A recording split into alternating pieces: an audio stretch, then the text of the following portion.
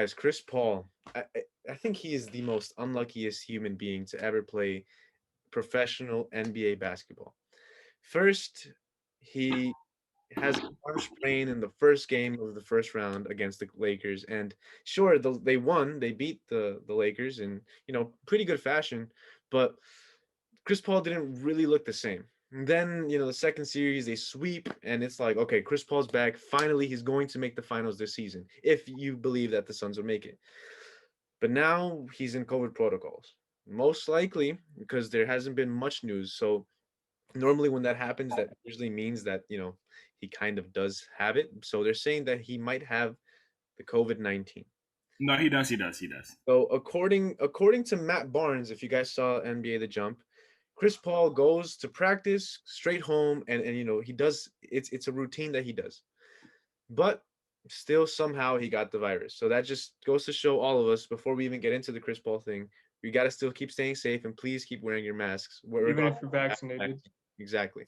As for Chris Paul though, how much does this suck, man? Like, not even as a Suns fan, not even as a basketball fan, but just human. Like Chris Paul's career has so far just been, he can go down in history as being a top 5 point guard of all time. But will he?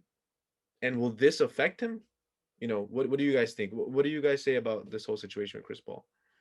I think it doesn't suck at the moment, but it's very tenuous, it's very tentative, because it 100% depends, because Utah makes it out of there. They got Conley and Donovan Mitchell injured.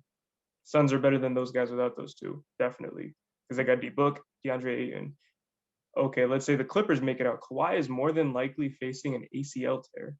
And if not an ACL tear, still a serious knee injury that's going to keep him out. So now you're missing your best player. Love PG, he's no Kawhi.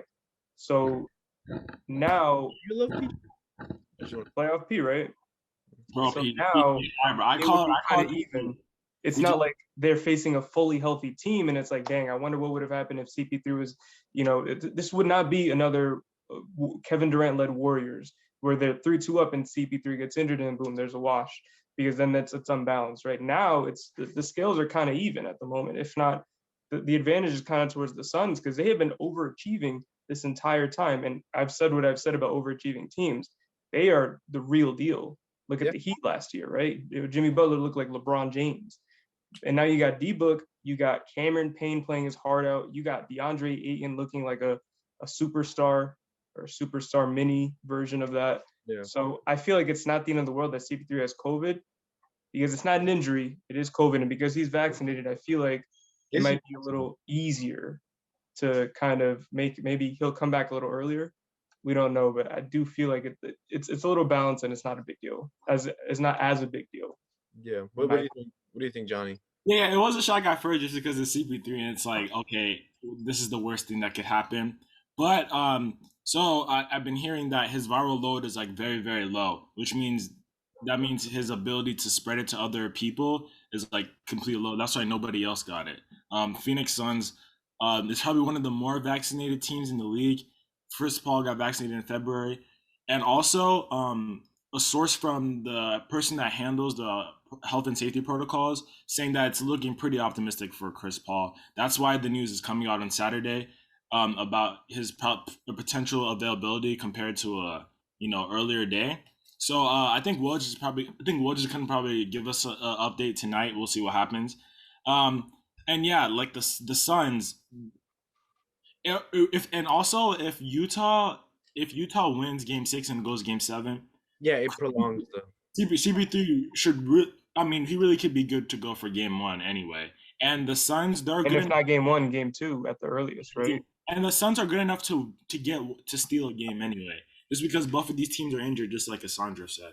So obviously CP3, but I think it's looking up for Phoenix right now, and so yeah, and also the NBA hasn't. I don't know if they've matched the health and safety protocols to match what the CDC guidelines are. So this window is going to be shortened tremendously. But we'll see how he's asymptomatic. Definitely going to be short.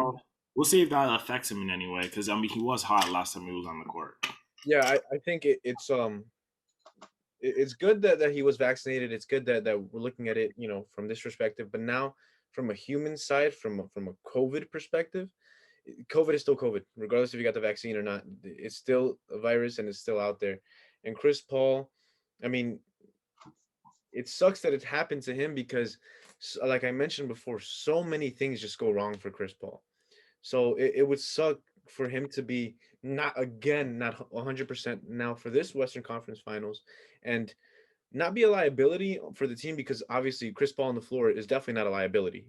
It improves your team tremendously, but it still sucks because it's like, man, all these injuries going on around the league, all this whole thing with COVID. I mean, does this season, like, whoever wins the championships this year, does it really matter? Because it not just Chris Paul, Kawhi, like you mentioned, Isandro. We got um James Harden, who is kind of in and out. He doesn't look the same.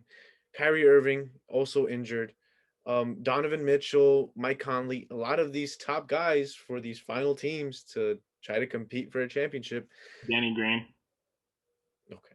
But the rest of, like, the the rest, like, it's just not that much fun right now. So the league is wide open, and it sucks that these star players are getting these injuries.